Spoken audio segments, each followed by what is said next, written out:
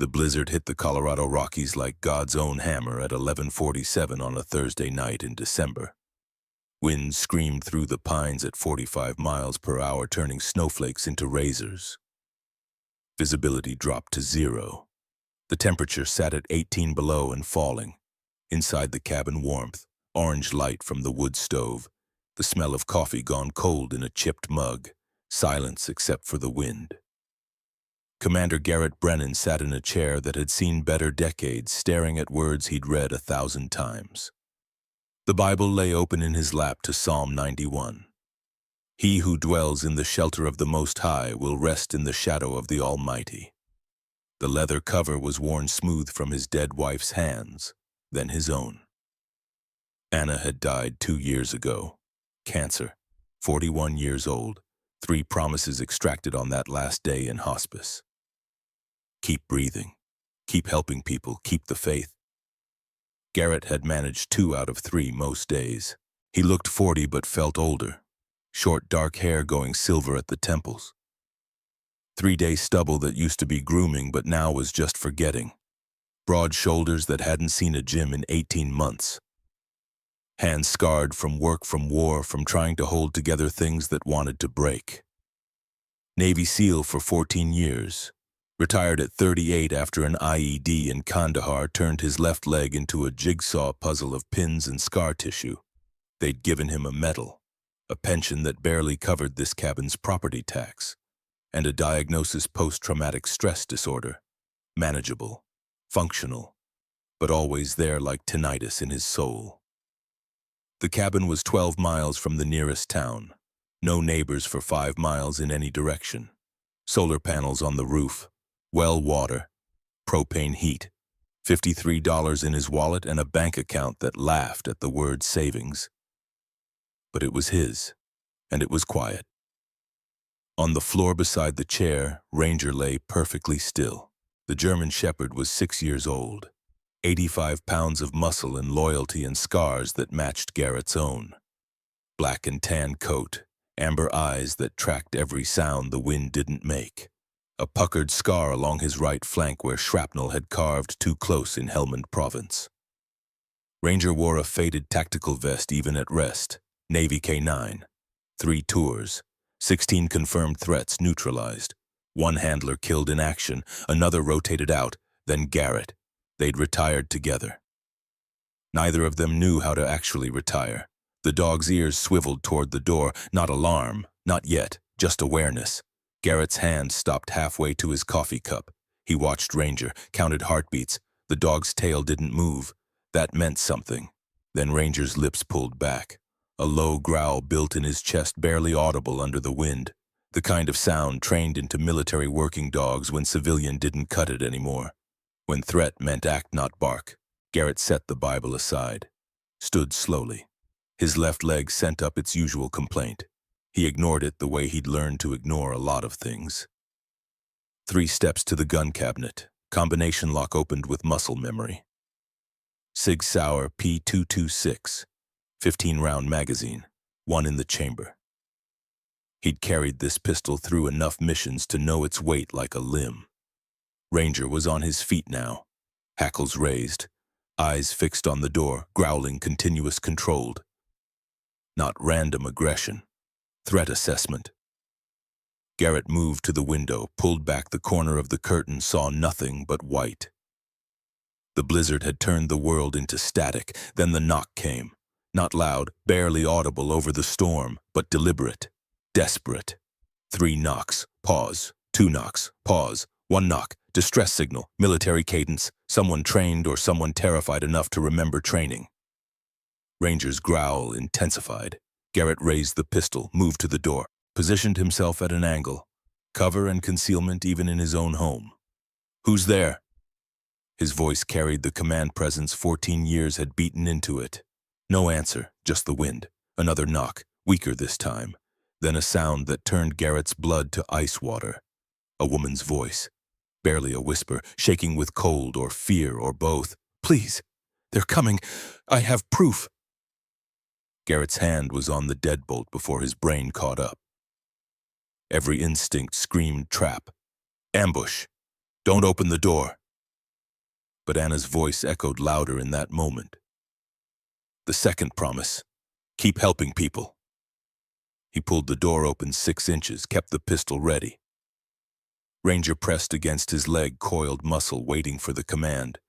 The woman fell forward. Garrett caught her. Dead weight, ice cold, soaked through. She collapsed into his arms and he had maybe 3 seconds to register details before survival took over. Late 20s, 5'6", maybe 115, soaking wet, and she was definitely soaking wet.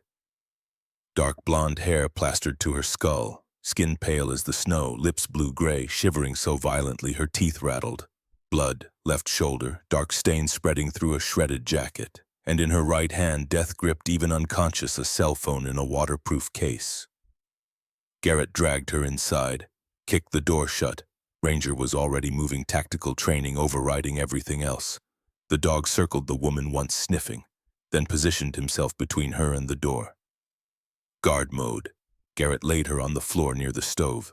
His medic training kicked in, automatic. ABC. Airway, breathing, circulation. Check, check, check. Pulse weak but present. Respirations shallow. Core temperature somewhere in the basement. Hypothermia. Gunshot wound. And given the way she'd said they're coming, probably about 30 seconds until this cabin became a kill zone. He looked at Ranger. The dog's eyes met his. 14 years between human and K9 handler built a language deeper than words. Guard, Garrett said quietly. Ranger's posture shifted, ears forward, eyes on the door, every sense calibrated to threat. If anything human-shaped came through that entrance, it would lose parts of itself before it took 2 steps.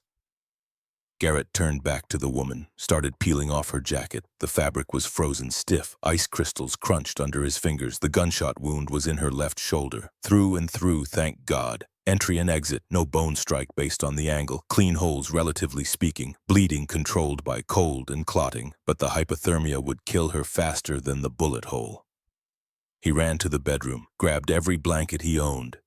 Thermal sleeping bag, emergency space blanket from his old kit. Came back and started wrapping her. Not too fast, not too warm. Shock the system and you stop the heart. Her eyes fluttered open. Blue-gray like winter sky. Unfocused, confused. Where? Her voice cracked. Where am I? Safe, Garrett said. It was possibly a lie, but she needed to hear it. You're in a cabin, 12 miles north of Evergreen. I'm Garrett. You've been shot and you're hypothermic. I need to get you warm. What's your name? Ivy. She tried to sit up, failed. Her hand went to her shoulder, found the wound pressed. Training. Someone had taught her to apply pressure. Ivy Maddox, detective, state police. Police.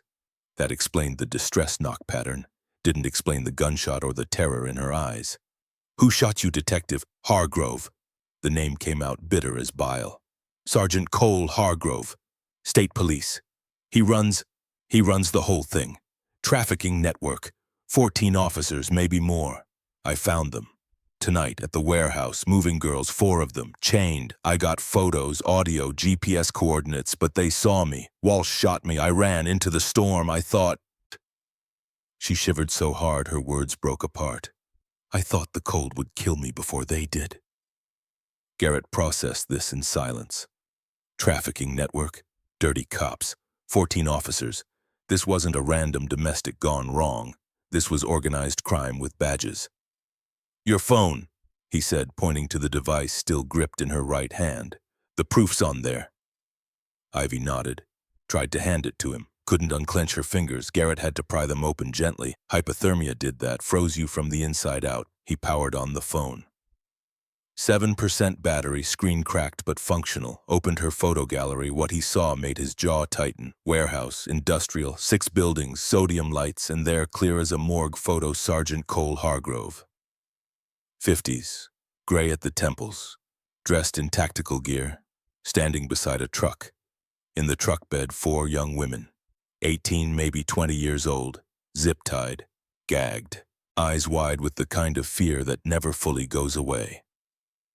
3 other officers in frame, all armed, all wearing badges. Garrett scrolled, found video, pressed play, audio crackled through the speaker. Hargrove's voice, calm, professional, discussing logistics like he was moving furniture. 4 units tonight. Buyer takes delivery in Juarez Saturday morning. $40K per unit. That's 160 split 6 ways. Walsh, you drive. Kemp, you ride shotgun. Jensen, you follow in the chase car. We're ghosts. Nobody sees, nobody knows, nobody talks. The video ended. Garrett stared at the phone.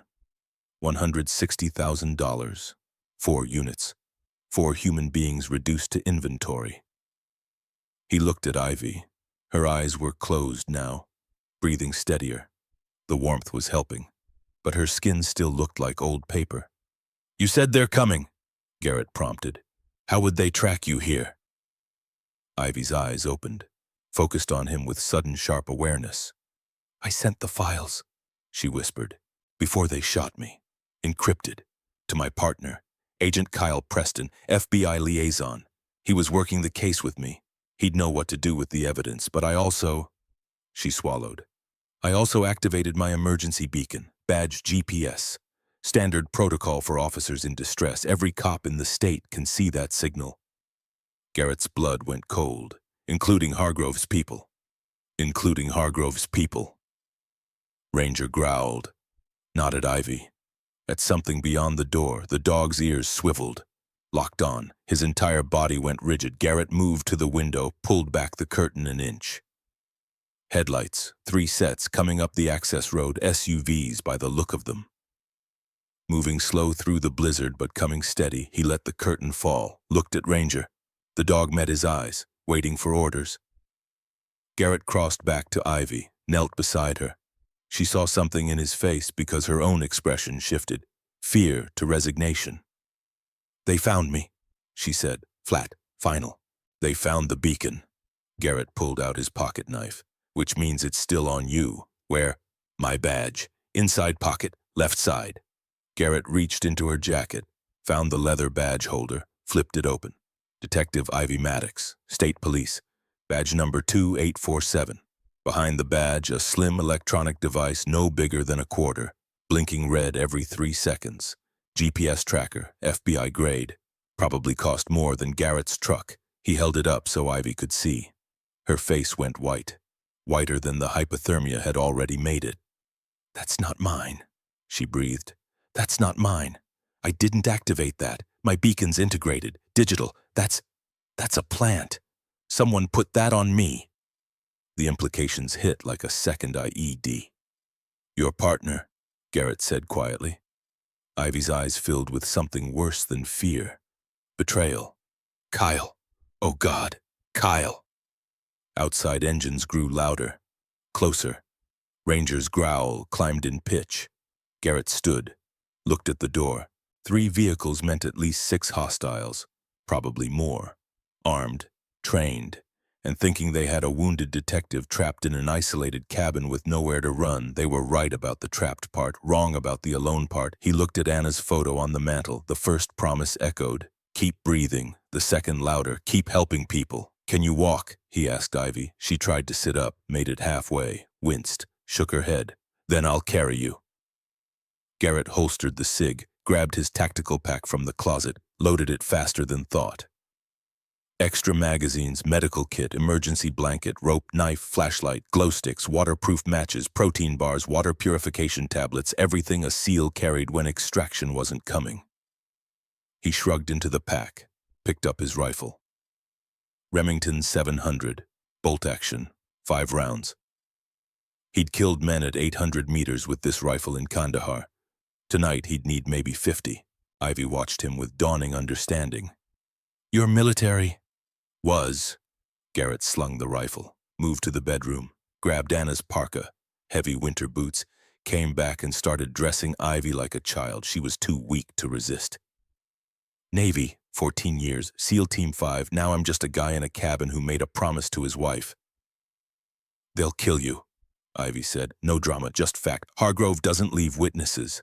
6 months ago, a woman tried to testify against him. Maria Reeves. Her car went off a bridge. Investigators said it was ice, but Maria was an experienced winter driver. She grew up in Montana.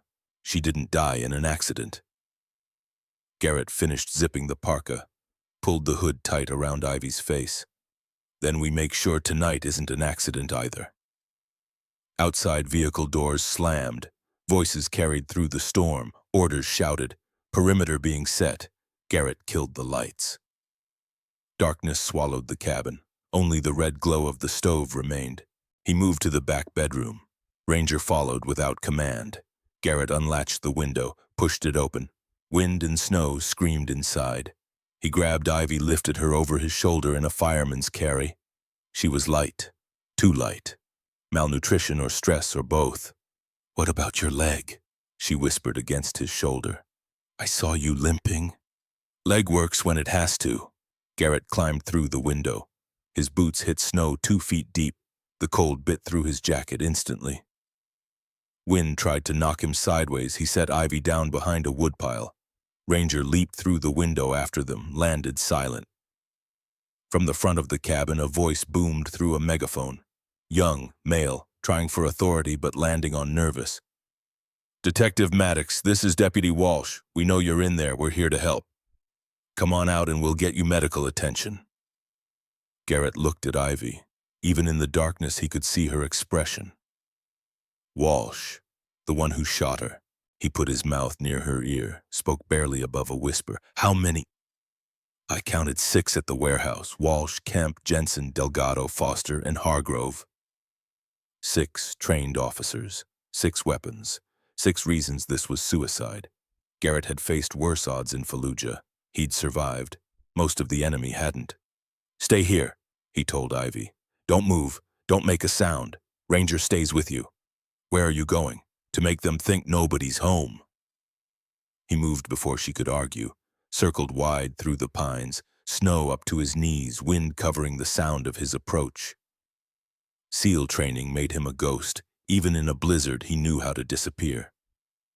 He came up on the cabin's south side, saw 3 SUVs parked in a loose semicircle.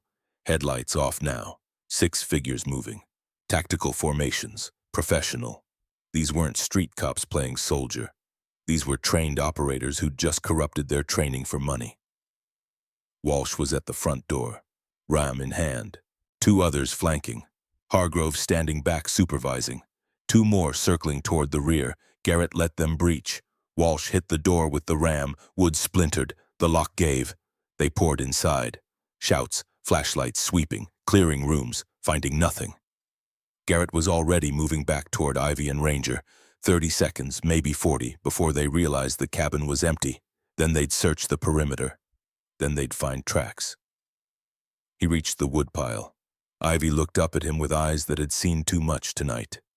"They're inside," Garrett confirmed. "We move now.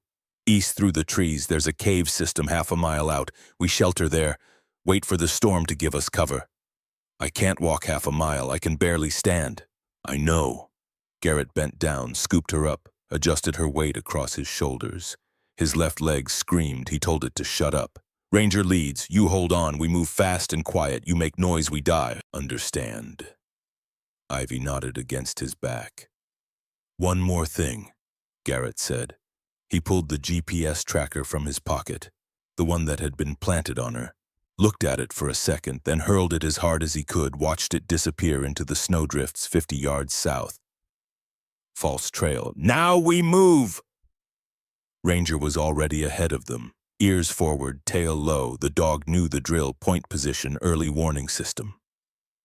He'd done this in Kandahar when insurgents hunted them through mountain passes. Tonight was just a different mountain. Garrett started walking. Each step sank a foot into powder. His leg protested, his back protested, his lungs protested. He ignored them all. Ivy was dead weight on his shoulders, but he'd carried wounded men heavier and farther. You didn't leave people behind. Not teammates, not civilians, not anyone. Behind them, shouts erupted from the cabin. They'd realized it was empty. Flashlights swept the tree line. Someone yelled about tracks. But the blizzard was erasing tracks as fast as Garrett made them. Snow falling so thick it turned the world to gauze. In 60 seconds, his boot prints would be filled. In 5 minutes, they'd be gone. He pushed into the pines. Branches heavy with snow dumped their loads on him, ice crystals down his collar. He kept moving, 1 foot, then the other, again, the kind of walking you do when stopping means dying. Ranger was a shadow ahead. The dog moved like smoke, ears tracking sounds Garrett couldn't hear. Every 30 seconds, Ranger would stop, look back, make sure Garrett was following, then continue. Half a mile through this storm was like 5 miles on flat ground. Garrett's internal clock said they'd been moving for 10 minutes. His body said it had been an hour. Time bent when you carried someone through a blizzard. Ivy stirred on his shoulders. "I'm sorry," she whispered. "I'm so sorry. You didn't sign up for this. You don't even know me. You should leave me." "Save yourself." "Not how this works." Garrett's breathing came hard now. Each word cost. "Seals have a saying. The only easy day was yesterday. This is just another hard day. We've had harder." "Have you?" Garrett thought about Kandahar, the IED, watching 3 teammates die because he'd been too slow, living when they hadn't, carrying that weight every day since. "Yeah," he said quietly. "I've had harder." They reached the cave system 23 minutes after leaving the cabin. Garrett knew because he'd counted every step. 4,112 steps. His leg had given out around step 3,000. He'd kept walking anyway. The cave entrance was hidden behind a deadfall, old pine tree that had collapsed against the rock face, created a natural shelter. Garrett had used it for storage, emergency supplies, just in case. Just in case had arrived. He ducked inside, set Ivy down as gently as his shaking muscles allowed. She slumped against the cave wall. Ranger entered after them, shook snow from his coat, positioned himself at the entrance, on guard. Garrett pulled a chemical glow stick from his pack, snapped it. Pale green light filled the space. The cave was maybe 12 feet deep, 8 feet wide, high enough to stand in, dry, cold but out of the wind.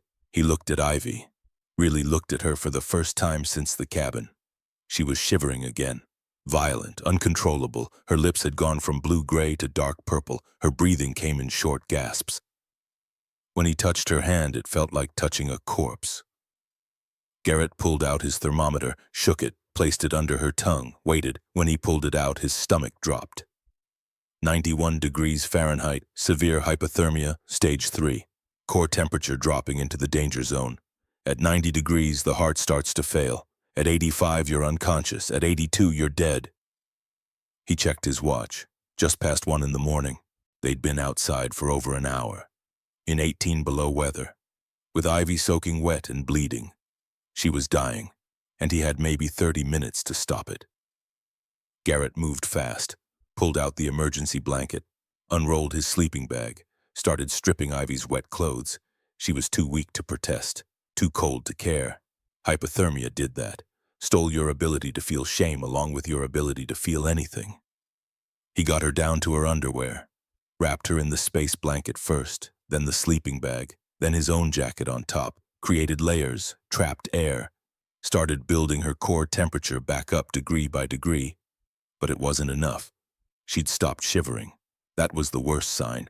It meant her body had given up trying to warm itself, conserving energy for vital organs, shutting down everything else. Ranger moved closer. The dog pressed his body against the sleeping bag, sharing warmth. K9s were trained for this. Battlefield medicine, keeping wounded soldiers warm until medevac arrived. Tonight there was no medevac. Garrett made a decision he'd trained for but hoped never to use. He stripped off his own shirt, opened the sleeping bag, climbed inside with Ivy, skin to skin, the only way to transfer core heat fast enough. She was ice against him. He wrapped his arms around her, pulled her close, started breathing warm air into the space between their faces, willing his body heat into her. The minutes crawled. Garrett counted heartbeats, his own, then hers, slow, unsteady. But there, at 1:30 a.m. Ivy's temperature read 93 degrees, at 2 a.m. 94. At 2:30 she opened her eyes, focused on Garrett's face, inches from her own. Confusion, then understanding. "You're saving me?" she whispered. "Again." "Just keeping a promise," Garrett said, his voice rough, exhausted. Ivy's eyes filled with tears. They froze on her cheeks before they could fall. "Why?" Her voice broke. "You don't know me. You don't owe me anything. Why would you risk your life?" Garrett thought about that. About Anna, about the 3 teammates who died in Kandahar, about all the times someone had stepped up when it mattered, and all the times no one had. Because nobody else did, he said finally. Simple, true. They lay there in silence. Ranger pressed against them both. The storm screamed outside. Inside the cave, 3 hearts beat against the cold. At 3:15 a.m. Ivy's temperature hit 96 degrees. Safe. Not good, but safe. She was crying now. Silent tears, exhaustion, relief, grief, everything hitting at once. My sister, Ivy whispered. Lily, she's 19, college freshman, University of San Diego. 6 months ago she disappeared, just gone, like she never existed. Police said she ran away, said college kids do that. But I knew. I knew something was wrong, so I dug, found patterns, 12 young women, 18 to 25, all missing from Southern California. All within 18 months. Same profile, same circumstances, all dismissed as runaways. Her voice steadied, anger cutting through the tears. I went to my supervisor. He told me to drop it, said I was too close, that I couldn't be objective about my own sister. So I went around him. Contacted FBI, Agent Kyle Preston. He was assigned to Human Trafficking Task Force. He said he believed me, said we'd work it together, find Lily, find all of them, bring the network down. She laughed, bitter, broken. Tonight I followed a lead to that warehouse. Preston said he'd meet me there, but he never showed. I went in alone, saw Hargrove, saw the girls, got my evidence. Then Walsh shot me. I ran, called Preston, left a message, told him everything, where I was, what I'd seen, that I had proof. Understanding hit Garrett like cold water. And then they showed up at my cabin. Preston told them. Ivy's hands clenched into fists inside the sleeping bag. He's one of them. He planted that tracker on me, probably at our last meeting. I trusted him. I told him everything, every lead, every witness, every piece of evidence. And he fed it all straight to Hargrove. Her voice dropped to barely audible. Maria Reeves, the woman who went off the bridge. She was going to testify against Hargrove. I told Preston about her, gave him her contact information. 3 days later, she was dead. I killed her. I killed her by trusting the wrong person. No. Garrett's voice cut through her spiral. Hargrove killed her. Preston helped. But you didn't pull any triggers. You didn't push any cars off bridges. You tried to save people. Sometimes when you try to save people, they die anyway. That's not on you. That's on the monsters. He knew that truth, lived with it. 3 teammates dead in Kandahar because an IED had been 3 feet closer than his sweep detected. Their deaths weren't his fault, but he carried them anyway, every day, every night. Ivy looked at him, really looked. Saw something in his eyes that recognized the same thing in hers. You've lost people too, she said, not a question. Yeah. Does it get easier? No, you just get stronger at carrying it. They fell quiet. The storm began to ease, wind dropping from 45 to 30 miles per hour. Snow still falling, but not sideways anymore. The worst was passing. Garrett checked his watch. 3:45 a.m. They'd been in the cave for over an hour. Ivy's temperature was holding at 96. She'd live. Now they just had to figure out how to keep her that way. He eased out of the sleeping bag, let Ranger take his place pressed against Ivy. The dog's body heat would maintain her temperature while Garrett figured out their next move. He pulled his shirt back on, moved to the cave entrance, looked out at the storm. The world was white. Still. Beautiful in the way that deadly things often are. Somewhere out there, 6 corrupt cops were hunting them. Hargrove and his crew, armed, trained, connected with resources Garrett couldn't match. But they were hunting in a blizzard, in terrain Garrett had walked 100 times. Against a man who'd survived 14 years in the teams, who'd made it through Kandahar and Helmand and a dozen other places where better men had died. They weren't hunting prey. They were hunting a predator who'd just found something worth protecting. Garrett looked back at Ivy. She'd fallen into exhausted sleep. Ranger watched over her, amber eyes reflecting the green glow stick. Patient, loyal, ready. Rest while you can. Garrett said quietly.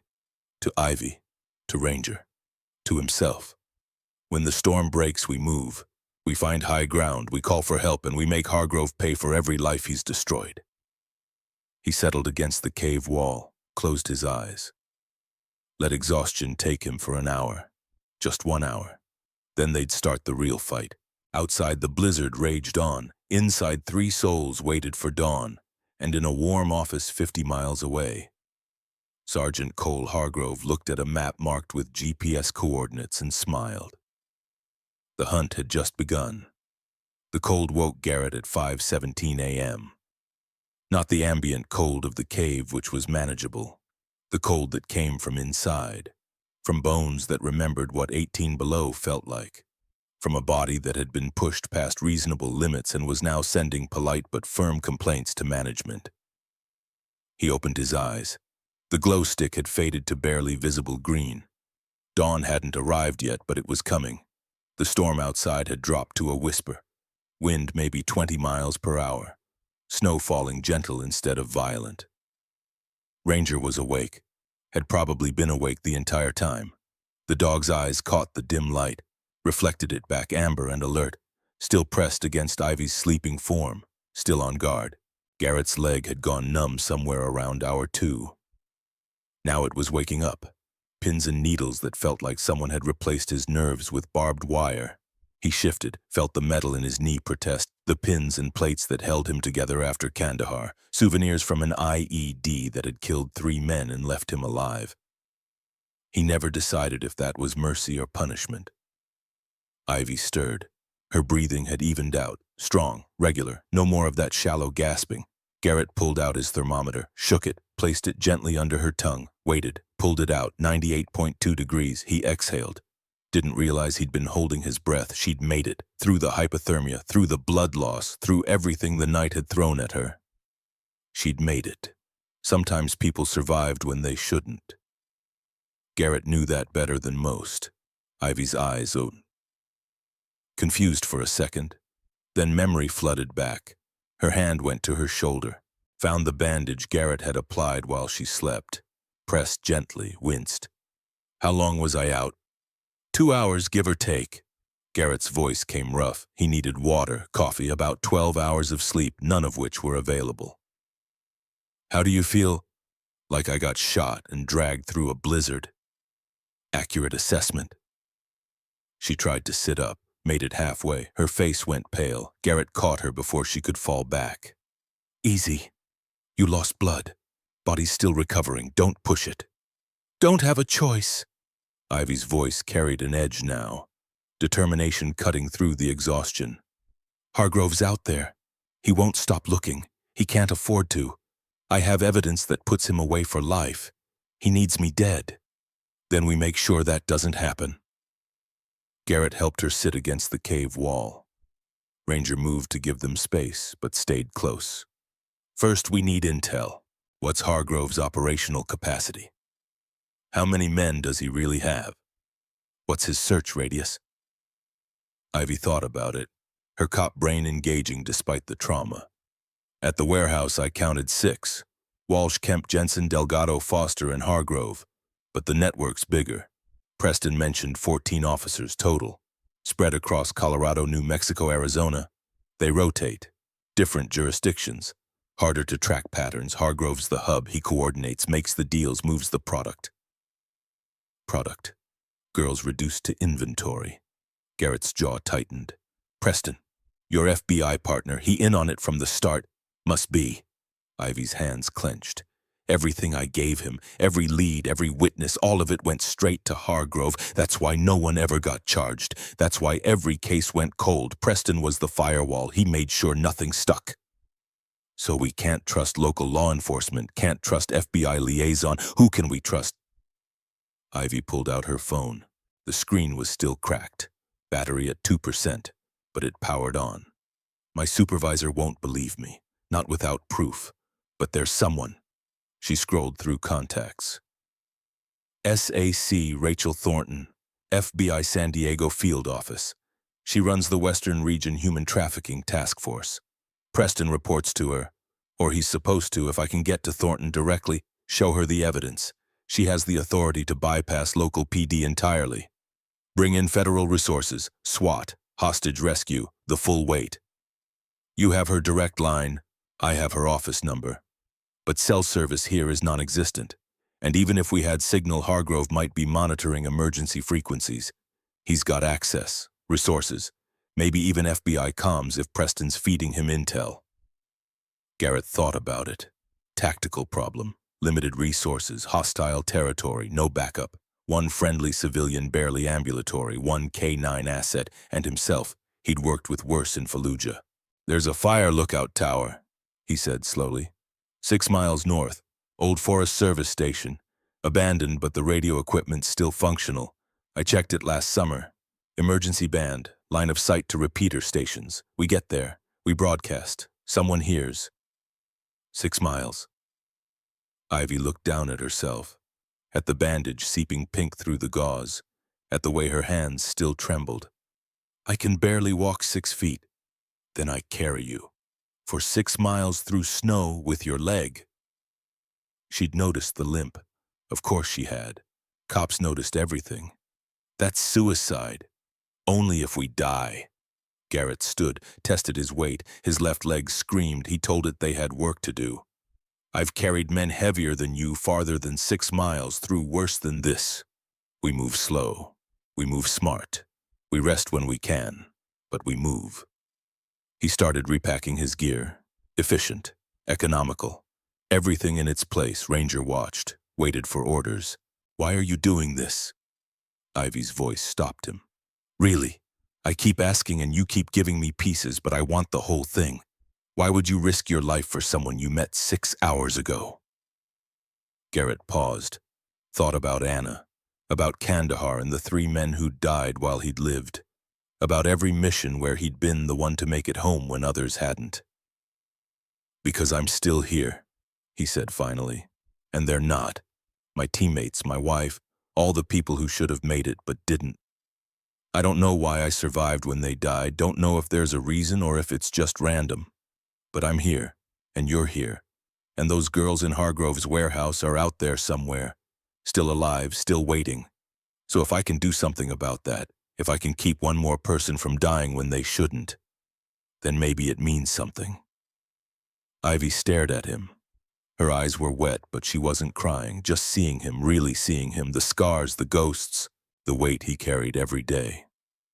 Your wife, Ivy said softly. Anna. What happened? Cancer, ovarian, stage 4 when they caught it. 41 years old, we fought it for 2 years. Surgery, chemo, radiation, experimental treatments, everything. But cancer doesn't care about fight, doesn't care about faith, doesn't care about promises. She died in hospice on a Tuesday. I was holding her hand. And have you kept the faith? Garrett looked at the cave entrance, at the lightning sky, at the world that kept turning whether you believed in it or not. Some days, he said. Today I'm trying. He helped Ivy into her gear, layer by layer, the parka, the boots, checking straps, making sure nothing would freeze or rub or cause problems over 6 miles. Ranger stood, shook, ready to move. Garrett shouldered his pack, checked his rifle, 5 rounds. He hoped he wouldn't need any of them. Hope was cheap, reality was expensive. He'd learned to carry both. They emerged from the cave at 5:43 a.m. The world had transformed. The blizzard had painted everything white. Trees bent under snow's weight, drifts 3 feet deep in places. The sky was that pre-dawn gray that meant sunrise was coming but wasn't here yet. Beautiful. Deadly, like most beautiful things. Garrett oriented himself, found north by the stars still visible. The tower was due north. 6 miles, maybe 7 with the route they'd need to take. Through forest, over ridges, around frozen streams, with Ivy on his back and Hargrove's men somewhere behind them. Ranger, Garrett said quietly. Scout. The dog moved forward, ears forward, nose working, tail low, hunting for threats before threats found them. K9 training, point position, early warning system. Garrett lifted Ivy in a fireman's carry. She was light, too light, but she didn't complain, just wrapped her arms around his neck and held on. They started walking. The first mile was manageable. Snow calf deep. Temperature maybe 15 below now that the storm had passed. Cold enough to hurt, but not cold enough to kill. Not immediately, anyway. Garrett's leg protested every step. The shrapnel scars ached. The pins in his knee sent up complaints. He ignored them. Pain was just information. You acknowledged it and moved on. Ranger ranged ahead, 30 yards, sometimes 40, always visible, always checking back, making sure Garrett was following. The dog moved like smoke, silent, efficient, no wasted motion. At mile 2, they reached a ridge. Garrett had to stop, not because of his leg, because Ivy needed to know what they were facing. He set her down gently, pointed. Below them, the valley opened up, and there, perhaps 3 miles south, the warehouse complex. 6 buildings, corrugated metal, industrial, sodium lights still burning even in the dawn. Vehicles parked in formation, and small figures moving, loading, unloading, business as usual. Garrett pulled binoculars from his pack. Military grade, 7 power magnification. He glassed the compound. Officers. Maybe 8 of them visible. Tactical gear, AR-15 rifles, moving with purpose, professional, and in the center of it all. A truck. The same truck from Ivy's photos, but the bed was empty now. The girls, Ivy breathed. She'd seen it too. They moved them. Hargrove must have accelerated the timeline, probably already on the way to the buyer. Garrett watched, counted personnel, noted defensive positions, looked for patterns, old habits, SEAL habits. You always reconned the target even when the mission wasn't assault. Then he saw something that made his blood run cold, a small structure separate from the main buildings, concrete, no windows, steel door and guards, 2 of them just standing there watching one building. That's not a warehouse, Garrett said quietly. That's a holding cell. He adjusted the binoculars, focused on the building's roof, saw vents, the kind of vents that meant people inside, people who needed air. You're 12 missing women, Garrett said. I think they're all there, right there. Maybe not all 12, but some of them, waiting, for buyers, for transport, for whatever hell Hargrove's selling them into. Ivy's face went white, then red, rage and hope fighting for control. Lily, my sister, she could be in there right now, 3 miles away. Maybe, but we can't know. Not without getting closer. And we can't get closer until we call for backup. Then we move. Now. Fast. Garrett looked at her, at the determination burning through exhaustion. The same fire he'd seen in young soldiers, the kind that got people killed when they forgot about tactics. We move smart, he corrected. Fast gets us dead. Smart gets us to that tower, gets help, gets those women out, gets Hargrove in chains, in that order. Ivy wanted to argue. He could see it, but she was a cop. She knew he was right. Emotion got people killed. Training kept them alive. Okay, she said, smart, but we don't stop. We don't slow down. We get to that tower. We make the call. We save them. All of them, Garrett agreed. He lifted her again, started walking. Miles 3 and 4 were harder. The terrain climbed, ridges gave way to slopes, snow deeper here, untouched by wind, powder that swallowed his legs to the knee with every step. His breathing came hard now. Steam in the cold air, muscles burning, legs screaming, back straining under Ivy's weight, plus the pack, plus the rifle, plus exhaustion. But he kept moving, one foot, then the other, the way he'd moved through Helmand when the insurgents had them pinned, when extraction was 12 hours away and they had to survive that long. You didn't think about the destination. You thought about the next step, and the step after that, forever if necessary. Ranger kept pace. The dog was tireless, or seemed to be, but Garrett knew better, knew the K9 was running on the same thing he was. Training, discipline, the refusal to quit even when every muscle said stop. They reached a frozen stream at mile 5. Garrett stopped, knelt, let Ivy slide off his back. She stood on shaky legs. Ranger lapped at ice, trying to find water underneath. Garrett checked his watch. 7:32 a.m. They'd been moving for almost 2 hours. The tower was maybe a mile away now, maybe less. He could see it through the trees. Old fire lookout, wooden structure on stilts, radio antenna still intact. Close, so close. That's when Ranger growled. Low, controlled. Threat assessment. The dog's ears swiveled east, locked on something. His body went rigid. Garrett's hand went to his rifle. Ivy pressed against a tree, silent. They waited, listening. The forest was quiet, too quiet. No birds, no wind, just that heavy silence that meant something was wrong. Then voices, distant but carrying in the cold air, male, professional, moving through the trees, Hargrove's men, still searching.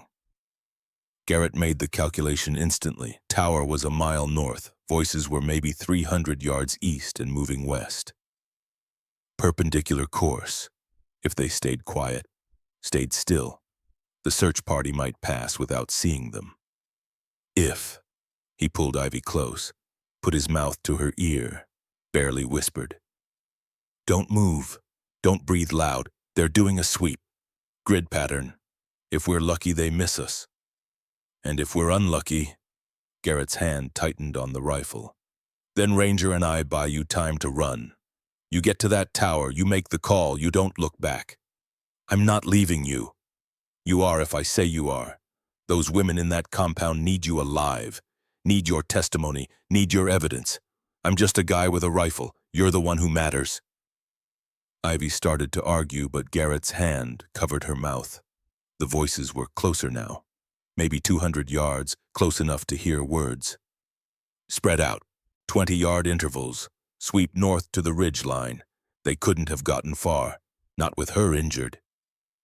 Walsh's voice, the deputy who'd shot Ivy, young, eager, following orders. Another voice responded, older, calmer, Kemp maybe, or Jensen.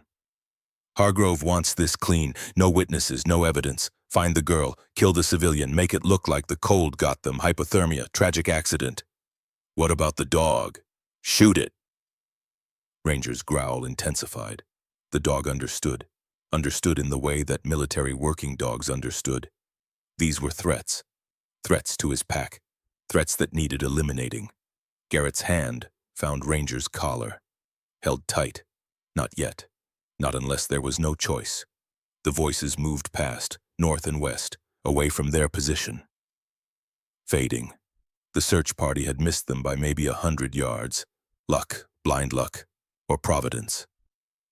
Garrett had stopped trying to tell the difference. He waited 5 full minutes, listening, making sure, then released Ranger, helped Ivy to her feet. We go now, fast and quiet, before they loop back. They covered the last mile in 38 minutes. Brutal, desperate. But they made it. The fire lookout tower rose before them, 70 feet tall, wooden stairs switchbacking up the side. The structure at the top was glass and wood, windows on all 4 sides, radio equipment visible inside. Salvation. If the equipment still worked, if the batteries weren't dead, if they could broadcast before Hargrove's men returned, a lot of ifs. Garrett started up the stairs. They creaked under his weight, old wood, weather damaged, but holding. Ivy climbed behind him, using the railing to pull herself up, every step visible pain, but she didn't stop, didn't complain. Ranger brought up the rear, the dog's head swiveled. Watching their back trail, on guard, they reached the top at 8:47 a.m. Garrett tried the door, locked. He put his shoulder into it, once, twice, the lock gave. They stumbled inside. The room was maybe 15 by 15, windows on all sides, a desk, a chair, and mounted on the wall, radio equipment, Forest Service issue, emergency band, microphone hanging on a hook.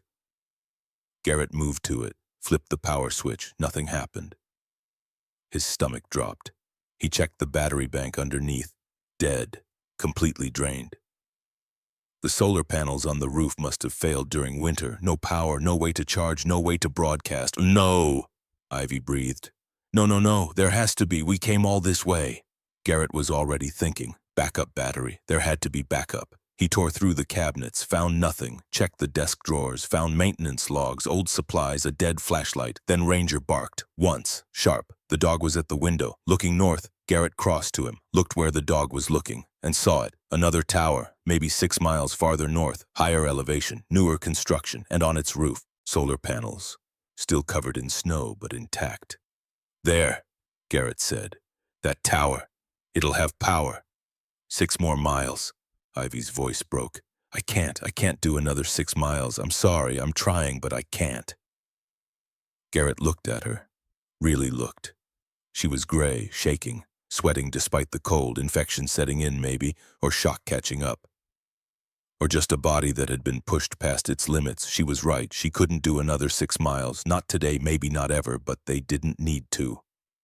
You stay here, Garrett said. Rest, keep pressure on that wound. I go, with Ranger. We move fast. We get to that tower. We broadcast. Then help comes. You can't leave me here alone. If Hargrove's men find me, they won't. Garrett pulled his Sig Sauer. Checked the magazine. 15 rounds. He handed it to her. You know how to use this? I'm a cop. Then you're armed. You're elevated. You have sight lines in all directions. Anyone comes up those stairs. You shoot first, ask questions never, understand? Ivy took the pistol, felt its weight, nodded. Garrett pulled out his radio, small handheld, two-way, short range, but better than nothing. Channel 7, he said. We stay in contact. You hear anything, you see anything, you call. I'm 2 hours away, 3 at most. Help's coming. You just have to hold on. And if you don't make it... Garrett pulled out Ivy's phone. The battery was at 1% now. Dying. He pulled up her photo gallery, the evidence, the pictures of Hargrove, the warehouse, the girls, the audio recording, all of it. You still have this, he said. If I don't come back, if help doesn't arrive, you wait until dark, you move east, away from the warehouse, toward the highway. Eventually you hit civilization. You show them this, you tell them everything. You don't stop until Hargrove's in chains and those women are free. Understand? Ivy's eyes were wet, but she nodded. Garrett started for the door. Ranger followed. Then Ivy's voice stopped him. Garrett, thank you for everything, for saving me, for believing me, for not giving up. He looked back at her. This cop he'd known for less than 12 hours. This woman who'd stumbled into his life with a bullet wound and a mission and a desperate hope that someone would help. Nobody gets left behind, he said simply. That's the promise. Then he was gone, down the stairs. Ranger at his side, moving north, toward the distant tower, toward help, toward salvation or failure. Behind him, Ivy Maddox sat in the tower, pistol in hand, evidence on her dying phone, and the desperate hope that she'd live long enough to use both. The sun climbed higher, the temperature stayed brutal, and in a warm office 50 miles south. Sergeant Cole Hargrove looked at a map and made a phone call. Preston, it's me. The detective's still out there. With some civilian helping her, I need eyes. Satellite if you can swing it. Drone coverage if not. Find them. Before they make contact, before they ruin everything. On the other end, Agent Kyle Preston looked at his computer, at the FBI resources at his fingertips, at the $26,000 deposited in his offshore account last month. Consider it done, he said. And far to the north, Garrett Brennan and a German shepherd named Ranger pushed through snow toward a tower they couldn't see and a hope they couldn't guarantee. Because sometimes hope was all you had, and sometimes, just sometimes, it was enough. Garrett made it 4 miles before his leg gave out. Not gradually, not with warning, just a sudden buckle that sent him face first into snow. His knee screamed. The pins and plates that held him together after Kandahar decided they'd had enough. His body's polite way of saying you've pushed too far. He lay there for 10 seconds, face in snow, breathing hard. Ranger circled back, whined, nudged him with a cold nose, concerned.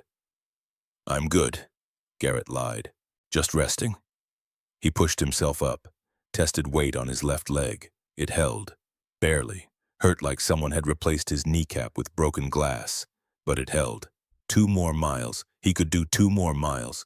He'd walked farther on worse in Helmand when half his squad was wounded and extraction was delayed. You didn't stop because it hurt. You stopped when you were dead. He kept moving. The second tower came into view at 10:30 a.m. Taller than the first, steel instead of wood, modern construction, solar panels on the roof catching weak winter sun, and at the top, radio equipment, active, functional, hope. The stairs were metal, crusted with ice. Garrett climbed, one hand on the railing, one hand on his rifle, Ranger behind him. The dog's claws scraped metal. Steady, patient, waiting for Garrett to lead. They reached the platform. The door was newer, better maintained. Garrett tried the handle. Unlocked. Someone had been here recently, Forest Service maybe, checking equipment, maintaining systems. He pushed inside. The room was warm, heater running off solar batteries, radio equipment lined one wall, modern, digital, LED displays showing active frequencies. Power indicator green, signal strength full. Garrett moved to the console, keyed the microphone. Static crackled. He was live. His hand hovered over the transmit button. This was it, the moment everything changed. Once he made this call, once federal authorities got involved, there was no going back. Hargrove would know. Preston would know. The entire network would scatter or fight. But those women in the warehouse, Lily Maddox may be among them, they didn't have time for hesitation. Garrett pressed transmit. Mayday, Mayday, Mayday, this is Commander Garrett Brennan, United States Navy retired, transmitting on emergency frequency. Location coordinates 39.7 degrees north, 105.2 degrees west, Colorado Rockies. I am with Detective Ivy Maddox, Colorado State Police, badge 2847, officer down, gunshot wound. We have evidence of human trafficking operation, requesting immediate FBI response. SAC, Rachel Thornton, San Diego Field Office. Repeat, requesting SAC, Rachel Thornton only. Do not involve local law enforcement. Corruption confirmed at state level. Multiple officers compromised, at least 14 confirmed. Network leader Sergeant Cole Hargrove. Colorado State Police. Warehouse facility approximately 9 miles south of my position. Holding multiple female victims. Trafficking operation confirmed. Mayday, Mayday, Mayday. He released the button. Static. Then nothing. He transmitted again. Same message. Word for word. Let it loop. Emergency protocol. Keep broadcasting until someone responds. 3 minutes passed. 4, 5. Then the radio crackled. Female voice. Professional. Calm. This is FBI San Diego Field Office. Please identify yourself and confirm your credentials. Garrett's hand was shaking. Exhaustion. Relief. Both. Commander Garrett Brennan. Service number 7734291. SEAL Team 5. Retired Medical. 2022. I am currently with Detective Ivy Maddox. State Police. She has evidence of trafficking network. Photos. Audio. GPS coordinates. Warehouse location. Officer involved. Multiple officers. Sergeant Cole Hargrove is network leader. We need extraction. We need tactical support, and we need SAC Thornton, nobody else. There's an FBI liaison compromised. Agent Kyle Preston, he's feeding intel to Hargrove. Do you copy it? Silence. Long enough that Garrett thought he'd lost the connection. Then a different voice. Older. Female authority. Commander Brennan, this is SAC Rachel Thornton, FBI San Diego. I'm going to need you to repeat everything you just said slowly. And then I need to talk to Detective Maddox. Is she with you? Negative. She's 6 miles south. Fire lookout tower. Injured but stable. I left her there to make this call. She has the evidence. Photos, video, audio recordings, all on her phone.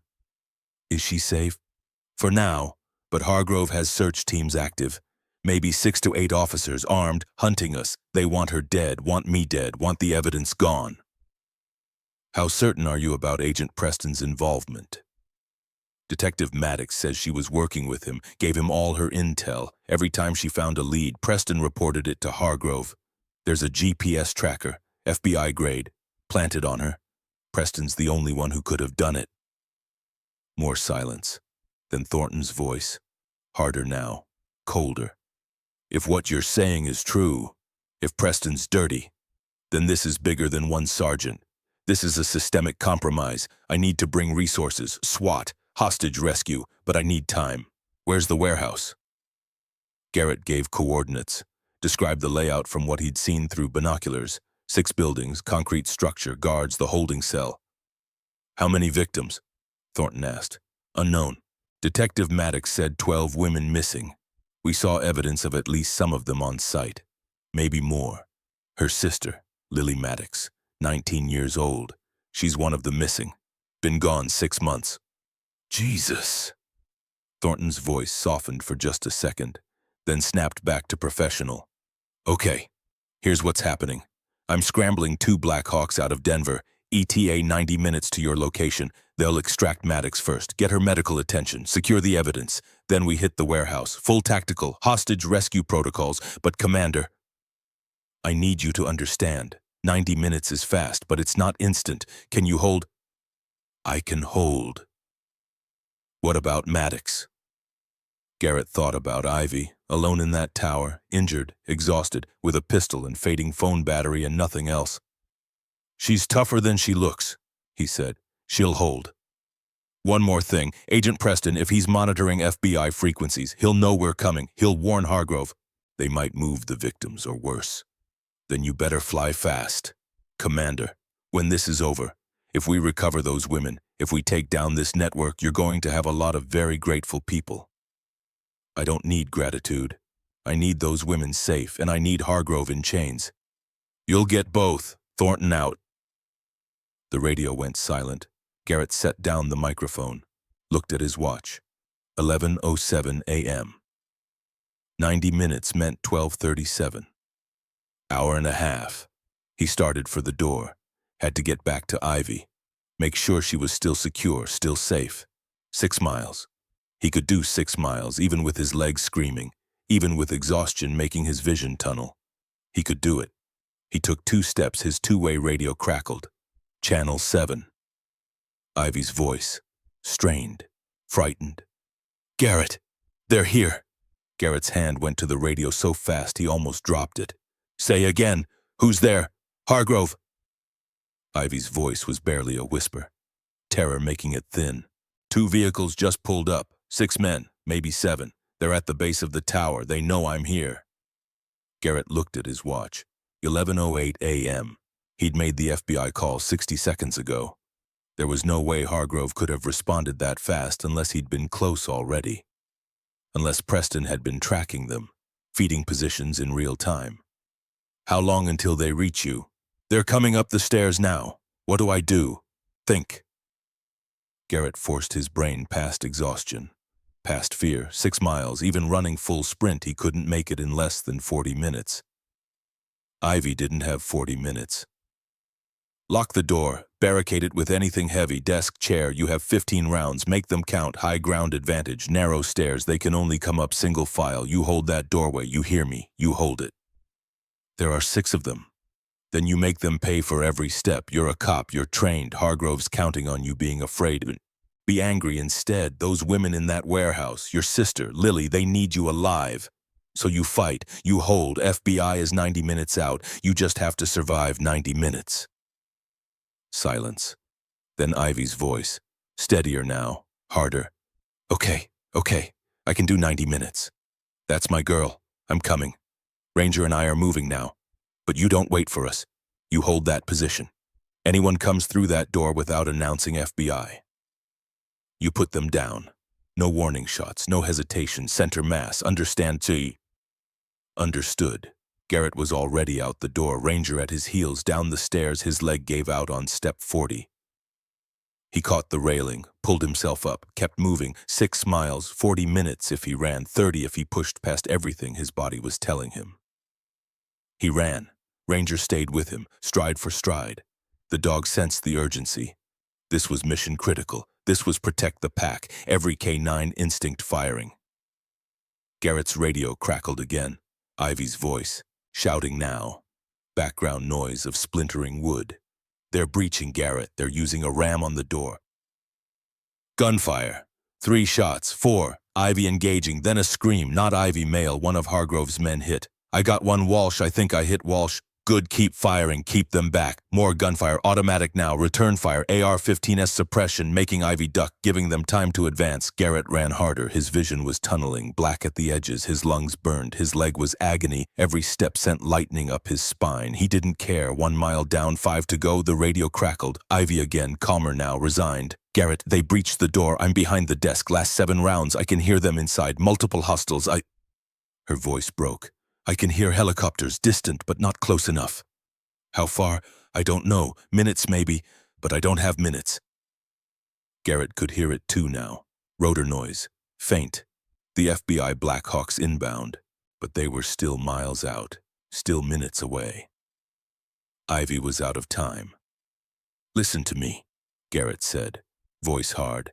Command voice.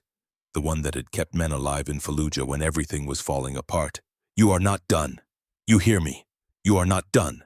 Those 7 rounds, you make them count. You aim for heads, for groins, for knees. You disable. You survive. Help is coming. You just have to hold on. I'm sorry. Ivy's voice was barely audible. I'm sorry I couldn't save Lily. Tell her, if you find her, tell her I tried. You tell her yourself you survived this. You get out. You find her. That's an order, detective. Silence. Then a male voice. Not Ivy. Hargrove, calm, professional, cruel. Commander Brennan, I assume you're listening. Your detective friend is about to die, but I'm a reasonable man. I'll make you a deal. You have evidence too. Whatever Maddox sent you, you destroy it. You walk away. You forget this ever happened, and I'll let her live. You have 60 seconds to decide. Garrett kept running. Didn't answer. Counting distance. Calculating time. 3 miles down. 3 to go. 20 minutes at this pace. The FBI was closer. Maybe 10 minutes out based on the rotor noise. If Ivy could hold for 10 minutes. If Garrett could get there in 20. If. Hargrove's voice again. Harder now. 45 seconds, Commander. After that, I put a bullet in her head. Then I burn that warehouse. Evidence. Victims. All of it. 12 women. Including Detective Maddox's little sister, Lily. She's there. Did you know that cell 3? Pretty little thing. Worth $50,000 to the right buyer. Be a shame if she burned alive because you wanted to be a hero. Garrett's blood turned to ice. Lily was there. In the warehouse. Right now. And Hargrove was insane enough to burn it all. Kill the evidence by killing everyone. His radio crackled. Different voice. Female. Professional. S.A.C. Thornton. Commander Brennan, this is FBI. Do not respond to Hargrove. We are 3 minutes from the tower. 2 minutes from the warehouse. Simultaneous breach. We have aerial view of both locations. Maddox is alive. Barricaded. We have snipers inbound. Hargrove doesn't know we're this close. Do not give away our position. Acknowledge with radio squelch. Garrett pressed transmit twice. Squelch, squelch. Message received. He kept running. 2 miles, maybe less. He could see the first tower now. Distant. Small. But there. Hargrove's voice, final warning. Time's up, Commander. Say goodbye to your detective. Gunshot. Single round, pistol, not rifle, then silence. Garrett's heart stopped. No, not after everything. Not after she'd survived hypothermia and blood loss and 12 hours of hell. Not now. His radio crackled. Ivy's voice, shaking, shocked, alive. Garrett, I shot him. Kemp, he came around the desk. I shot him in the face. He's down, but Hargrove's still here. He has me, gun to my head. He's dragging me outside. Relief and terror hit simultaneously. Alive, but captured. The rotor noise was loud now, very loud. The Blackhawks were close. Then they appeared. 2 of them. FBI markings, coming in fast and low. 30 caliber gunners visible in the doors, loudspeakers booming. FBI, drop your weapons, hands up now. Garrett reached the tower clearing, saw it all unfold like slow motion. Hargrove at the base of the stairs, Ivy in front of him, human shield, pistol to her head, 5 other officers scattered, hands up, surrendering. They knew when they'd lost, but Hargrove didn't drop his weapon, didn't surrender, just stood there, calm, calculating. I'll kill her, Hargrove shouted. I'll kill her right now. You back off or she dies. The lead Blackhawk settled into a hover. 50 feet up, sniper visible, leaning out, rifle aimed, waiting for the shot. But Hargrove was good. Kept Ivy between himself and the sniper. No angle, no shot. Garrett broke from the tree line. Ranger beside him, his rifle up, moving fast, flanking, getting an angle the helo couldn't. Hargrove saw him, eyes tracked, recognition, understanding. Commander, finally, come to watch her die. Let her go, Hargrove, it's over. The FBI is at your warehouse. They're pulling out victims right now. They have your ledger, your bank records, your buyer contacts. You're done. Then I've got nothing to lose. Hargrove's finger tightened on the trigger. Ranger launched. No command from Garrett, just canine instinct. Protect the pack, eliminate the threat. The dog covered 30 yards in 4 seconds, 85 pounds of muscle and training and fury. Hargrove turned, tried to swing his pistol, too slow. Ranger hit him chest high. Jaws locked on Hargrove's gun arm, took him down. Ivy fell sideways, scrambled away. Hargrove screamed, tried to shake the dog off. Ranger held, trained bite, full pressure, crushing. Garrett closed distance, kicked Hargrove's pistol away. Ranger released, backed off, positioning between Ivy and any remaining threats. Hargrove tried to stand. Garrett's rifle butt caught him across the jaw. The sergeant went down, stayed down. FBI tactical teams were already flooding the clearing. Black gear, body armor, rifles. They secured Hargrove in seconds. Zip ties, hands behind back, SAC. Thornton stepped out of the lead chopper, walked straight to Garrett. "Commander Brennan." "Ma'am." "Hell of a morning." "Yes, ma'am." Thornton looked at Ivy, at the blood on her shoulder, at the way she was shaking, at the empty pistol still gripped in her hand. "Detective Maddox, you did good, real good. Let's get you to a hospital." "Not yet." Ivy's voice was hoarse, raw, but determined. "The warehouse. Lily, my sister, is she really there?" Thornton pulled out a radio, keyed it. "Warehouse team, status." Response came immediate. Male voice, excited. "Building secured, holding cell breached. We have 11 females, ages 18 to 24, all alive. Repeat, all alive. Medical is treating now." "Lily Maddox?" Thornton asked. 19, dark blonde hair, blue eyes. Pause. Then a different voice, younger, female, shaking. "This is Lily Maddox. Is my sister there, Ivy?" "Someone said Ivy sent the FBI. Is she okay?" Ivy's face crumpled. She took the radio from Thornton with trembling hands. "Lily, oh God, Lily, it's me, it's Ivy. You're safe now." Sobbing on the other end. Ivy, I thought I'd never..." "They said you were dead, that you'd stopped looking, that nobody was coming." "I never stopped. Never. I'm coming. Right now. I'm coming to get you." Thornton gently took the radio back. "Maddox, you're injured. You need medical. After I see her, please. I've been looking for 6 months, please." Thornton looked at Garrett. He nodded. Some things mattered more than protocol. "Okay," Thornton said. "We'll take you there. But the medic rides with you." They loaded Ivy into the second Black Hawk. Garrett and Ranger climbed in too. Thornton didn't object. The flight to the warehouse took 4 minutes. Longest 4 minutes of Ivy's life, based on her expression. They landed in the compound. FBI had secured everything. Officers in custody, evidence being cataloged. And there, outside Building 5, 11 women, wrapped in blankets, medics checking them.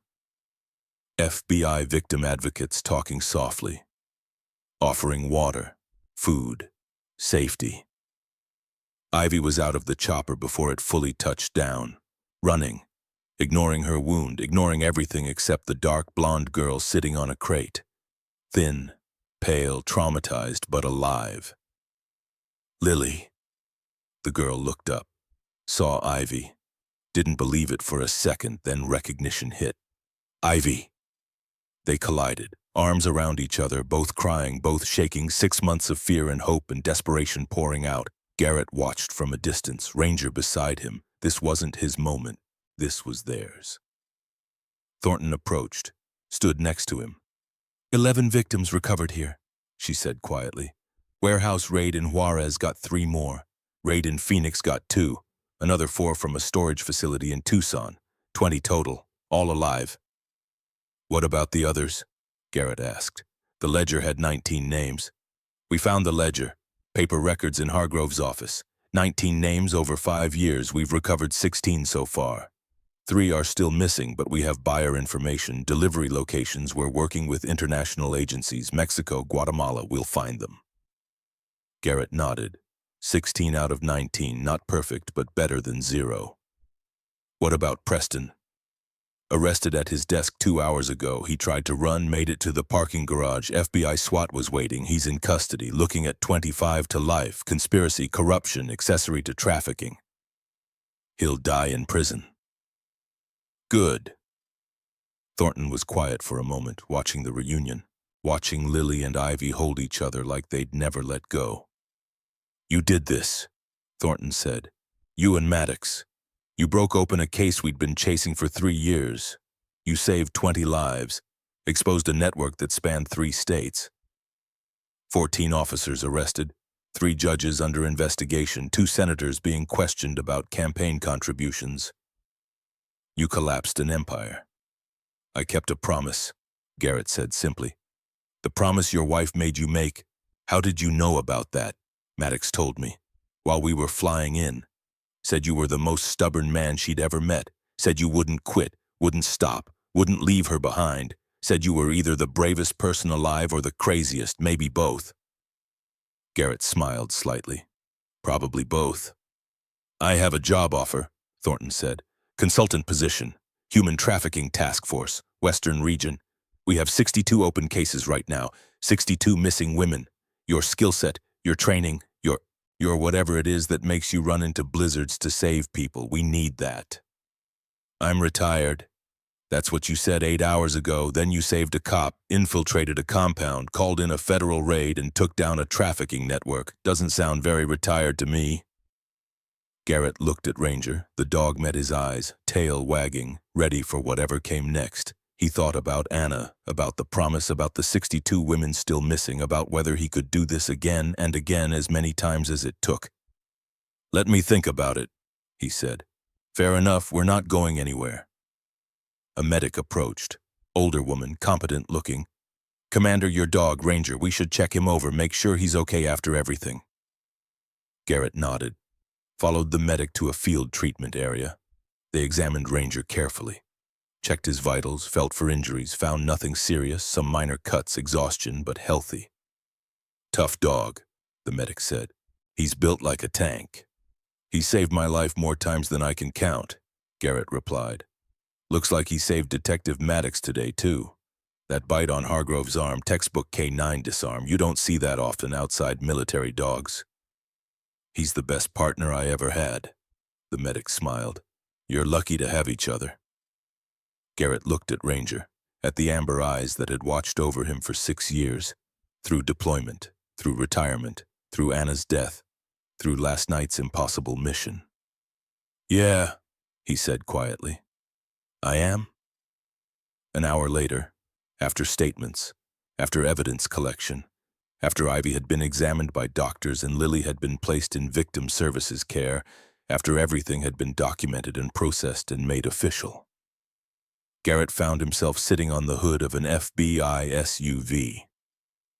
Ranger beside him, watching the sun climb toward noon. The blizzard felt like a lifetime ago. Ivy approached, arm in a sling, fresh bandages, moving stiff but moving. Hey yourself. You should be in a hospital. I will be, soon, but I needed to say something first. She sat beside him, careful of her shoulder. Thank you. For everything, for opening your door, for carrying me through a blizzard, for not giving up when any sane person would have. For keeping me alive long enough to find Lily. You would have done the same. I don't know. Maybe. But you did it. And because you did, Lily's safe. 20 women are safe. Hargrove's going to prison for the rest of his life. An entire network is destroyed. That's because of you. Garrett shook his head. That's because you had evidence, because you didn't quit, because you trusted me when you had no reason to. I just did what needed doing. That's what heroes do. I'm not a hero, I'm just a guy who made a promise. Ivy smiled, reached out, squeezed his hand. Then I'm glad you keep your promises. Thornton approached, interrupting the moment. Maddox, Chopper's ready to take you to Denver Medical. Lily's going with you. Family Services approved it. Ivy stood, looked at Garrett. What about you? Where will you go? Back to my cabin, eventually, after I replace the door your friends kicked in. It's your cabin now. Well, it was. They laughed, exhausted, relieved, the kind of laughter that comes after surviving something impossible. "If you take Thornton's job," Ivy said, "if you join the task force, we'll be working together, you know that, right? You're joining. After I recover, after I make sure Lily's okay, after I testify at all the trials, yeah, I'm joining. Those 62 women, they need someone who won't quit, someone who won't stop looking, someone who'll run into blizzards if that's what it takes." Sounds familiar? I learned from the best. She held out her hand. Garrett shook it. Then Ivy pulled him into a one-armed hug. Quick, fierce. "See you around, Commander. See you around, Detective." She walked to the helicopter. Lily was already inside, wrapped in blankets, looking lost. Ivy climbed in beside her, put an arm around her sister. The helicopter lifted off. Garrett watched until it disappeared over the mountains. "So," Thornton said, "still thinking about my offer?" "Yeah. What's there to think about?" Garrett looked at the warehouse, at the FBI agents processing evidence, at the 11 women who'd survived, at the empty spaces where 3 more should have been. "I'm thinking about whether I can do this 62 more times, whether I have it in me. Do you? I don't know. Ask me in 6 months." Thornton smiled. "Fair enough. But Commander, when you decide, and you will decide, because men like you don't know how to quit, when you decide to join, we'll be ready." She walked away. Left Garrett alone with Ranger and his thoughts. The dog nudged his hand, looking up with amber eyes, patient, loyal, ready. "What do you think, boy?" Garrett asked. "We retire for real this time, or we keep going?" Ranger's tail wagged. "Yeah, that's what I thought too." 6 months later. The trials had been long, exhausting. Hargrove got life without parole. 52 counts. The judge called it monstrous, said there was no punishment severe enough. But life in a federal maximum security prison would have to do. Preston got 25 years. He'd tried to cut a deal, offered names, locations, everything. Thornton told him to rot. Walsh, the deputy who'd shot Ivy and tried to kill Ranger. 15 years. He'd cried at sentencing, said he was sorry. Nobody cared. The others got various sentences, all significant, all measured in decades. The 20 women, all safe, all in various stages of recovery, some broken, some healing, some stronger than anyone expected. Trauma didn't follow a schedule. Everyone processed at their own pace. Lily Maddox was in therapy, living with Ivy, taking classes online. Not ready for campus yet. Maybe next semester, maybe next year, but alive, safe, home. Ivy had been promoted, detective 1st grade, assigned to Thornton's human trafficking task force. 62 open cases when they started, 51 now. 11 women found in 6 months, 11 families reunited, 41 to go. And Garrett, after 2 months of thinking, of sitting in his rebuilt cabin, of reading Anna's Bible, of praying for guidance, he'd taken the job, federal consultant, human trafficking task force, Western region, contractor status, good pay, better benefits, and a mission that felt like it mattered. That's how he ended up standing outside his cabin on a Tuesday morning in June. Watching an FBI SUV pull up, Thornton at the wheel, Ivy in the passenger seat, Ranger trotted out to greet them, tail wagging. The dog had healed completely, still had the scar, wore it like a badge. "Commander," Thornton said, "professional as always, SAC. We have a case, missing woman, 23 years old, vanished from a parking lot in Boulder 3 weeks ago. Local PD thinks she ran away, but the pattern matches. Same profile, same circumstances, same smell." Ivy approached, held out a file. Photo of a young woman, brown hair, green eyes, smiling. "Her name is Sarah Pierce, college senior, pre-law. By all accounts happy, stable, no reason to run, but she's gone. And every day that passes, every hour, the trail gets colder." Garrett took the file, studied the photo, saw someone's daughter, someone's sister, someone who'd been reduced to a case number, to a statistic, to a maybe she ran away dismissal. "What do we have?"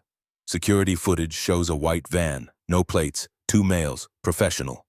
They grabbed her fast, clean, no witnesses except one homeless man who everyone ignored. We finally tracked him down. He described the van, the men, even got a partial plate before they covered it. And the partial matches a vehicle registered to a trucking company in Cheyenne. Same trucking company that was a shell corporation for Hargrove's network. Different owners now, but the same model, the same blueprint. Garrett felt something shift in his chest. That old familiar weight, the weight of a mission, of people who needed help, of a promise he'd made and kept making. When do we leave? Now, chopper's waiting. We're briefing en route. Target location is a warehouse outside Laramie. Similar setup to Hargrove's operation. We think she's there, along with maybe 3 or 4 other women, but we need eyes on the ground. Someone who can infiltrate, confirm so we know what we're hitting before we hit it. I'm retired military, no law enforcement credentials. How am I supposed to infiltrate? Thornton smiled. You're a consultant, consulting on warehouse security systems. Company thinks you're legitimate. We built a whole legend, background, references, everything checks out. You go in, you look around, you find the women, you report back, we raid, easy. When has anything ever been easy? Fair point. Garrett looked at his cabin, at the life he'd built here, at the quiet, at the peace, at Anna's photo visible through the window. Then he looked at Sarah Pierce's photo, at the fear that must have been in her eyes when they grabbed her, at the hope that maybe, just maybe, someone would come for her. Okay, he said, let's go get her. Ivy smiled. I knew you'd say yes. How? Because you're you, and you don't know how to say no when someone needs help. They loaded into the SUV. Ranger jumped in back with Garrett. Thornton drove. Ivy rode shotgun as they pulled away from the cabin, as the mountains rose around them, as the mission began. Garrett felt Anna's presence, not literally, just there, the way she'd always been there, even after she died, especially after she died. He could almost hear her voice, the 3 promises. Keep breathing, check. Keep helping people, check. Keep the faith. Garrett looked out the window, at the sky, at the world that kept spinning despite everything, despite loss and pain and darkness. I'm trying, he whispered, so quiet nobody heard. I'm trying. And maybe, just maybe, that was enough. The SUV drove on, toward Laramie, toward another warehouse, toward another fight, toward Sarah Pierce who didn't know help was coming. But it was, because some men don't quit, some men don't stop, some men carry promises heavier than mountains, and they keep carrying them, day after day, mission after mission, life after life. Until every girl comes home, until every predator is caged, until the work is done, and the work. The work was never done, but that was okay, because Garrett Brennan, commander, retired, widower, survivor, he'd found his purpose, not in the quiet of his cabin, not in retirement, not in peace, but in the fight, in the mission, in the promise. And as long as there were people who needed help, as long as there were Sarah Pierces waiting in warehouses, as long as there was breath in his lungs and strength in his legs and a German shepherd named Ranger at his side, he'd keep going, one mission at a time, one life at a time, forever if necessary, because that's what protectors do, that's what SEALs do, that's what men who make promises do. They keep them, always, no matter the cost, no matter how hard, no matter what. The cabin disappeared in the rearview mirror. The mountains embraced them. And somewhere ahead, in Laramie, in a warehouse, Sarah Pierce waited, not knowing, but hoping, because hope was all anyone had in the dark, and sometimes, just sometimes, hope was enough.